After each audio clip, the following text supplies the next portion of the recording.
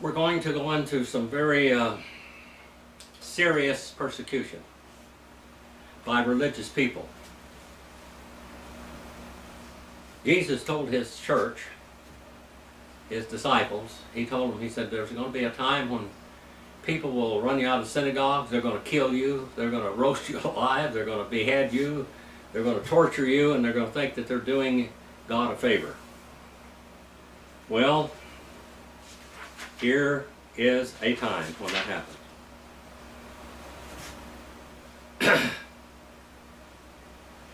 This is Samuel Morland's The History of the Evangelical Churches of the Valleys of the Piedmont by Samuel Morland, printed in 1658. Now I might say this, that Baptists, true Christians never persecuted anybody. True Christians never persecuted anybody. Catholicism and Islam fought across the Mediterranean, killing each other for over 1,000 years. But Christians never took part in any of it. A lot of people try to say that the Crusades and everything were wonderful things, that we'd be speaking Islam today. I'm going to tell you something, there would be no Islam today if it wasn't for Catholicism. Muhammad got all of his ideas from Catholicism, the conquering by the sword. Now we're going to go back into 1655 here. And I'm going to read to you some of these things about, and this is chapter 6 in the Valleys of the Piedmont. We whose names are subscribed, captains of the regiments of the infantry, and souls of Aberdeen, do attest that we have seen the present declaration made by the Sieur de Petit Bou, captain of the regiment of the infantry of Grancy, in the city of Penquail. It's written in this old English, it's hard to read. By him written and signed with his own hand in our presence, in witness thereof we have signed this those present attestation at Penquail this 25th of November 1555.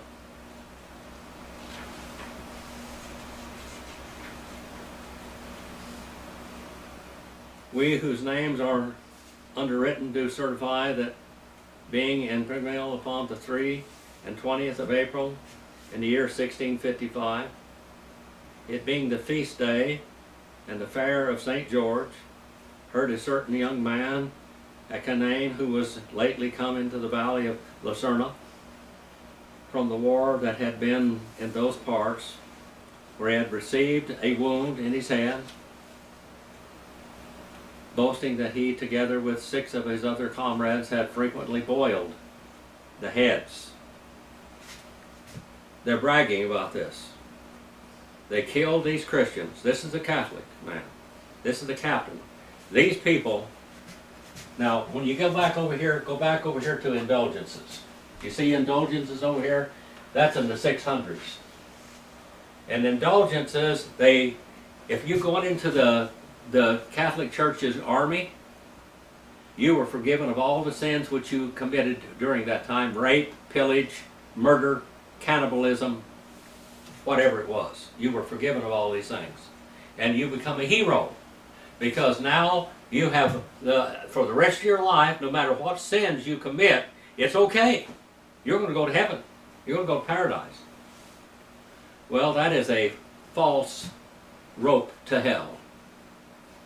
A false rope to hell. We as people in the world, I don't know whether you've ever seen it or not, but have you ever seen out in the old days, the blind people, they would tie a rope from one part of the house to the other, and then when they go out in the country, they'd feel all this rope as they went to the barn, to the outhouse, or whatever it was, they would follow this rope.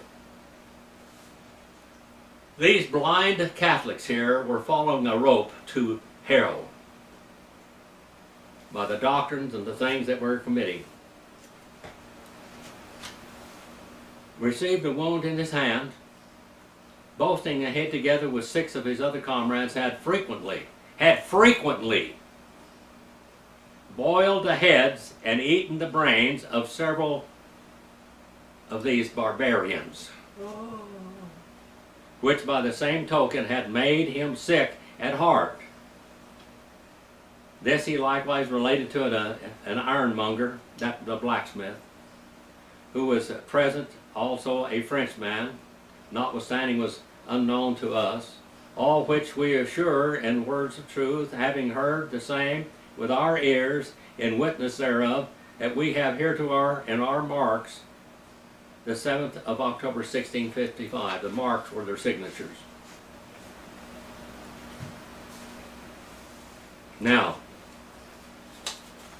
I'm going to show you some of this. This is on page 339. Now, it's probably, you might be able to get this book today, but if you're not a Baptist, you probably don't want it. There you can see people being tortured. These are what we might call sketches of eyewitnesses of what was taking place here. Now, names of people that were being killed. These people really lived that time. Just like we lived, I've lived from the mid-1940s to the 2024, wherever I don't make it any further. These people lived in that period of time. They lived here in 1655. It tells their names, it tells their ages, and where they lived, and sometimes their families. Sarah D. Des, about 60 years of age, being overtaken in a certain place called, well, this is very hard to read, Ikralos, by divers soldiers, was by them commanded to say her prayers, which, the having done, they urged her to repent and call upon Jesus and Maria. But the poor woman refused to do that. So they told her to say her Hail Marys and asked Mary to save her. One of the soldiers thrust a sickle into the lower part of her belly and ripped her up to her navel, and afterwards dragged the poor miserable creature upon the ground, being half dead, till another of them severed her head from her body. The daughter-in-law to this poor woman was constrained to hide herself in the snow for a space of 2 days later. They were this is wintertime when this is all taking place now. They ripped their clothes off and began to dismember them. This woman was 60 years old. And she stayed there without any food or nourishment and was an eyewitness of this horrible butchery. Martha Constantine of St. Giovanni. Giovanni, by the way, means John.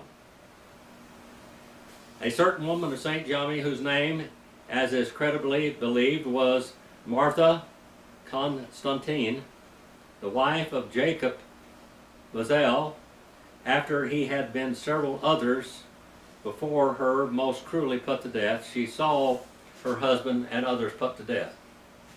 Now, one time in history, Catholicism and Islam are twin sisters. They're twin sisters. Muhammad went into a city. He built his first mosque there, and then he began to persecute Jewish people there. The Jewish people allowed him to come in, and once he got control there, then he began to kill all the Jews and steal everything that they had. Well, he went into this one city in Medina, the area there, and he dug a long trench. And he finally conquered this city, and the walled city, and then he took all the men out, and they began to strip their clothes off, because they're going to steal their clothes. And they'd take them out there, and they would put hang their heads over a ditch, and chop their heads off, and this happened to 800 people. Oh. And they'd rip the boys' clothes off. If a girl was there, they were going to rape her. But if a boy, if he had any hair in his pubic area, he was beheaded, no matter how young he was. If he had hair around his pubic area, and they stripped him off naked. They took their clothes. One old Jewish man took a knife that was hidden and he ripped his clothes all to pieces. And when they ripped his clothes off, he kind of smiled and he said, they're not worth for anything. They're destroyed. They stole the clothes off of their backs before they killed them. Now, we have the same thing here. Before her most cruelly put to death was herself first ravished. She was raped by as many people that wanted her. One man after another. She was raped and ravished. Then had her breast cut off. And likewise, part of her privates for some of the soldiers who also carried the same in Marseille at Piedmont, where they fried them and set them before other of their comrades. They fried the women's breast all the time. They did that here in America. They did that to the Indians here also. They took their breasts and they cut them off. And when they went in among the Indian tribes, the one was a Methodist preacher. And he went in there, and the men, they wore those old saddles that were narrow forks in the front. They cut the women's breast off, they tanned the hides, and they put stuffing in them and tied them on there. And that's what we call bucking rolls today, but they were called squaw tits back then. Squaw tits. They did the same here. Now this is a few hundred years before they did it in America. And they did that. Chivington was his name. John Chivington. And then it says, before some of the other comrades whom they were accidentally making them believe that they were tripes, but having eaten a good part of them, they told them plainly that they were women's breasts. And this was taken to extremely ill, and those who had thus been beguiled thought that immediately a quarrel arose thereupon, and indeed not without sufficient reason, for all of those who had eaten thereof found it to be of ill digestion, and it lay heavy on their stomachs, and they straightway fell grievously sick upon it, and some of them died soon after. Probably they were spoiled too. No matter how, no telling how long they had carried from one area to the other these women's breasts, and even parts of their privates. They would take a woman's privates and stretch them over their saddle horns. And this is horrible. Is this humanity? These are religious people. These are religious people now. This certified by one of Dauphine, a Roman Catholic, whom, if it were easier to name, if need be required, he related the same to one Andre Pavel of Penchia. I want to show you this picture. This is hard stuff, but it happened. These people died. I mean, Jesus died for us, for our sins. But these people died that you would have religious freedom today. It wasn't free. It wasn't free in America either. We were persecuted when we came to America also. Every state church in America, or every state had a church in America. Every colony had a church state. You wouldn't have any freedom of religion at all. You wouldn't have the freedom of speech at all if it wasn't for Baptists. Jacopa, Michelina, Biboia, and his servant, a certain man. This is kind of blurry. Tryphaena, servant of Jacob, Michelini of Robia, being taken prisoner on the 8th day of May. This happened, people. Received divers stabs with a dagger at the sole of his feet. They take a man and they throw him down and take his boots and socks off and start stabbing him in the feet. Your feet are very, very tender. And all the time asking him, you want to pray in Mary's name? They received divers stabs with the dagger in the sole of his feet and in his ears by the hands of one Delani Roque, a famous malefaceur of Lucerna, another called Mandolin, who afterwards cut off his privates, members, then applied a burning candle to the wound, frying it with a flame thereof, that the blood might be stopped, that he might live in that pain. You know, they wanted him to live. That's kind of like being on a cross and being crucified. They want him to stay alive for as long as they could. And all the torments of the miserable creature prolonged, thus being done to their minds, they tortured their minds as much as they could to scream. They tore off his nails with pincers, with pliers, hot pliers, to try to see if they could by any means force him to renounce his religion. It's better, they said, to kill him and to torture him to death, even if he wasn't going to live, and get him to renounce his religion, than to let him live. But when nothing would be do, they tied one of his legs to a Marquis de Sarna's mule, then dragged him about the streets till such time that he had almost ended his painful life, and then binding his head about with a cord, they took a cord and they put a rope all around his head, and they took a piece of wood, a handle, and began to tighten it up and to squeeze his head. And they twisted the same with a staff too hard, that made his eyes and brains pop out of his head. In the end, when they had sufficiently saturated their appetites with all the variety of cruelties that they could well devise, they cut off his head and put his carcass in the river, that both one and the other element might be the better enabled one day to bear witness against the barbarous, inhuman atrocities that these were the Inquisition people. Again on page 342. Look at these little graphs up here.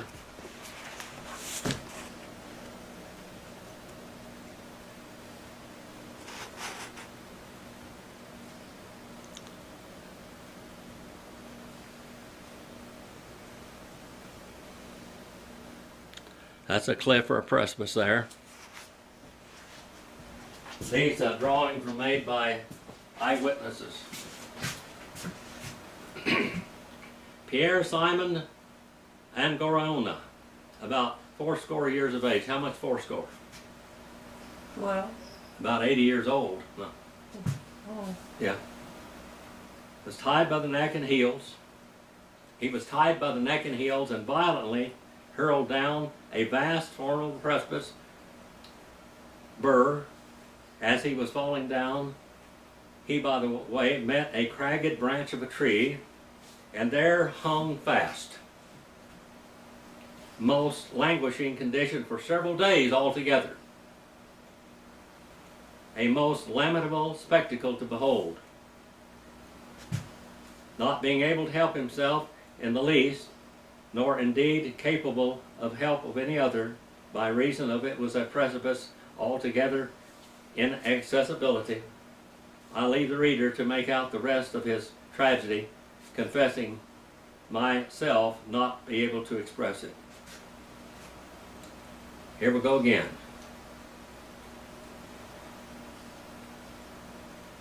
Essia Garcinia of Angorona, an old man of 90 years of age, had first his body cut and hacked in small pieces. Now, Marilyn, your family came through this, didn't they? Your DNA goes right back to the valleys of Piedmont. It goes all the way back into France and to the, when they persecuted the, what was the group of the people that came over here to America? Huguenots. Marilyn's family were all part of this. She's an ancestor or a descendant of these people right here. of 90 years of age, had first his body cut and hacked in small pieces and then his head chopped off. The like also in manner done to Daniel Armands and wife of Latore, the giblets and hammocks of whose torn carcass were strawed along the highway and hung upon hedges. They took body parts and hung them on the phones, on the fences. Upon the 12th of the 22nd of April 1655, a certain place called Lucerne, one Captain Pale de Bossier took two poor women of La Tour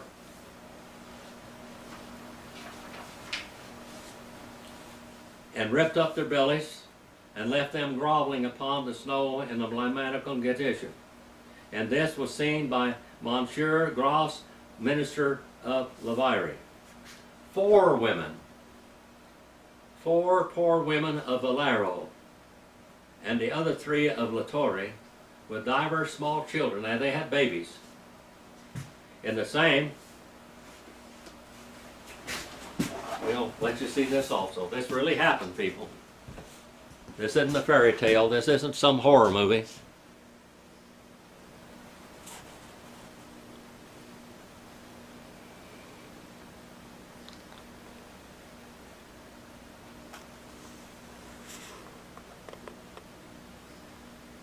This is a real story.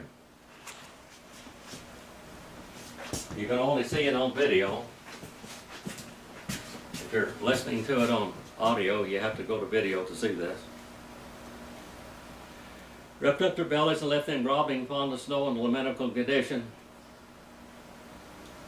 And it was related by Monsieur Mr. Groff's, minister of Valere. Four poor women of Valero and three of La Tour with their small children. The same place, soldiers of Magnel probably uncut off first the nose. They were doing this in America, people, to Baptists. Baptists in America had their ears cut off and their nose cut off. That happened. Then the fingers, and last of all the hands of a very ancient, decrepit woman, then left her to languish and die in the deplorable condition without having so much as a hand to guide a morsel of food to her mouth. They also took many small children and tender infants and flung them down the precipice, as the Beaufort Captain Polo confessed to Monsieur Aguirre of Monsieur Gros during the time of their imprisonment in Turin. Another woman, naked, had her head tied between her legs and was thrown down a precipice, fearful to behold. Another woman of La Tour, by the name of Maria Raymondaire, widow of the deceased Jacob Cognier, was found in a cave, and the flesh all basically skinned off of her bones. They skinned her alive, skinned her, and then took the flesh off of her bones. They chopped as small as herbs into the pot, so that her body appeared no other than a mere skeleton or anatomy. Another woman of Valere. These are religious people now. Now you have to remember that Islam has done this all over the world. They're doing this right now. Islam is doing this right now. Catholicism would still be doing this if they could. Over there in the different places, you know that they're doing this to the little children. They're cutting them in half, they're beheading them, they're raping little girls, raping little boys.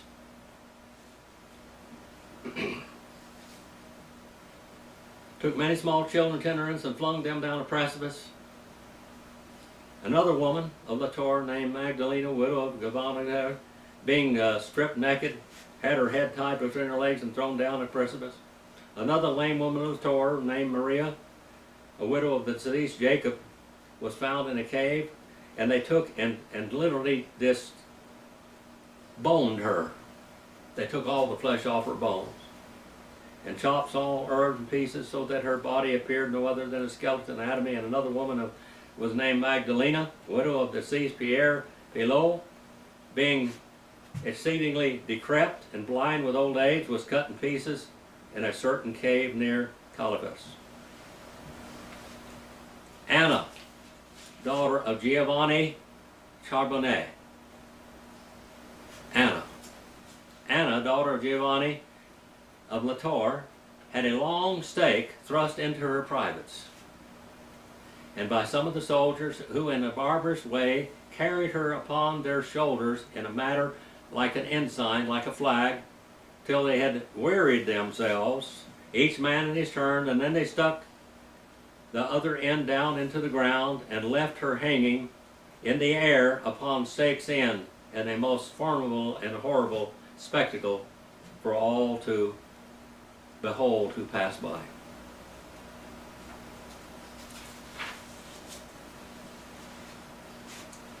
(346) and 347. I'll show you this again.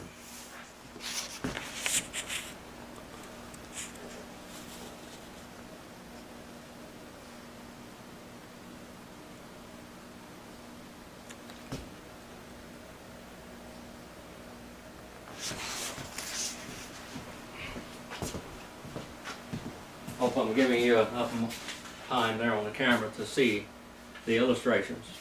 Giovanni Andrea Michelini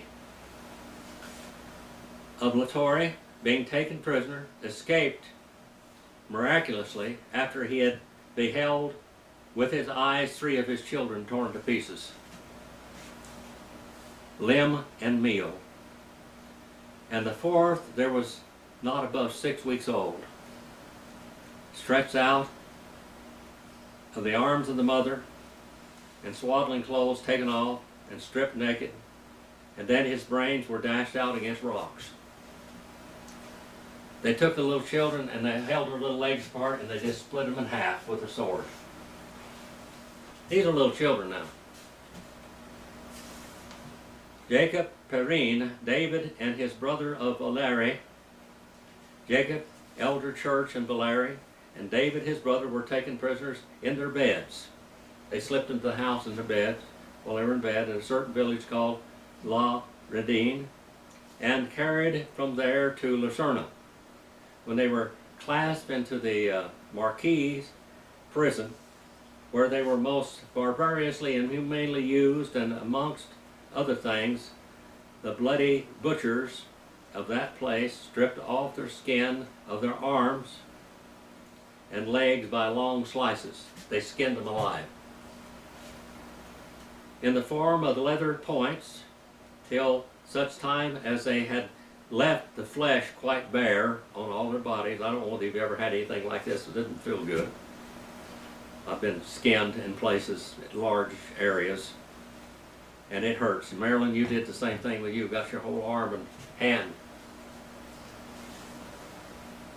They had like leather strips, and they had left the flesh quite bare.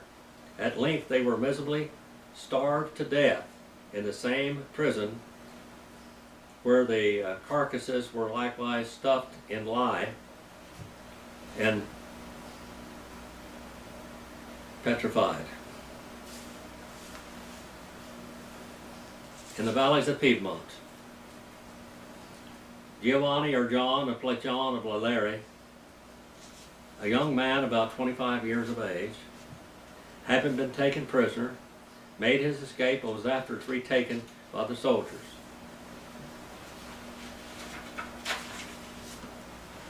Who tied one of his legs to the tail of a mule, and so dragged him violently through the streets and corners of Lucerna, and because the poor man's wretch sometimes lifted his head and hands through the great pain and anguish that suffered by the grating of his body against ragged stones and flints in the streets, that hard-hearted villains battered and bruised his body with stones and brickbats as he passed by, crying that he was possessed of the devil, that he was possessed of the devil, that poor persecuted Christian was possessed of the devil, which kept them from dying. He said, the only reason why you're not dying is the devil is possessed in you and he's making you immortal. After this they cut off his private members and violently crammed them down the poor creature's mouth and down his throat to stop his breath. They strangled him with his own private members. At last they chopped his head off and dragged him into the river's bank, and there they left him unburied. This cruelty has been in many times verified by public with great regret. Even several of the Catholics that lived there, as likewise many of the poor Protestants themselves, who were then prisoners and were made to look upon this doleful spectacle. Magdalena, daughter of Pieta Fontana, 70 years old, a beautiful and well-favored girl, about 10 years old, was taken by some of those lecherous brute beasts because of her age and stature was incapable of the ordinary course of nature. They raped her anyway. And they forced her body, and they left her there to bleed to death, wallowing in her own blood.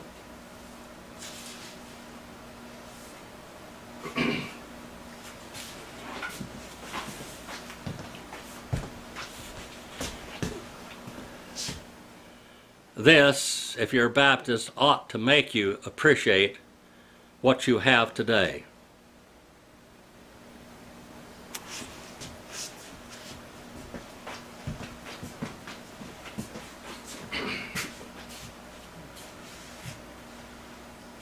Giovanni Talafane, a mercer of Valero, as he was passing by the hill of St. Juliana, saw a poor woman flying from the soldiers with a cradle upon her head, wherein a young sucking child, but seeing that she was like to be overtaken by them, left the cradle in the middle of the way. She left the cradle on the side of the road and kept off running, as verily believing that those butchers could not possibly have such hearts of admire or hell as to lay violent hands upon a poor innocent little babe, and so hid herself not far from the place in the cleft of a rock. But those bloodhounds, having found the infant in the cradle, in a most savage manner took it out and pulled it in two pieces or quarters. They pulled it in two. Afterward, finding the mother, they ravished her, they raped her. All of the soldiers raped her, took turns. Then cut her head off and left her body upon the snow. These are some kind of stories, aren't they? This is not fairy tale. This is the real deal. This really happened. These people gave their lives for what they believed. They believed what exactly I read in the beginning of this, that they believed in God as we as Baptists believe in God today, and yet because they believed that way, they were murdered in such a ravenous way. If you're a Catholic, I hope you leave the Catholic Church because of this. I hope. Because you ought to. If you're Muslim, this is what you do all the time throughout the world. Every day this happens in the world. Every day. In the Muslim world, this happens. Every day. Little girls are sold as sex slaves. They're slaves. You know, slavery in most of the world, except the Islamic world, is denounced as inhuman. But in Islam, and even in wherever they inhabit, they have slaves. There is no reason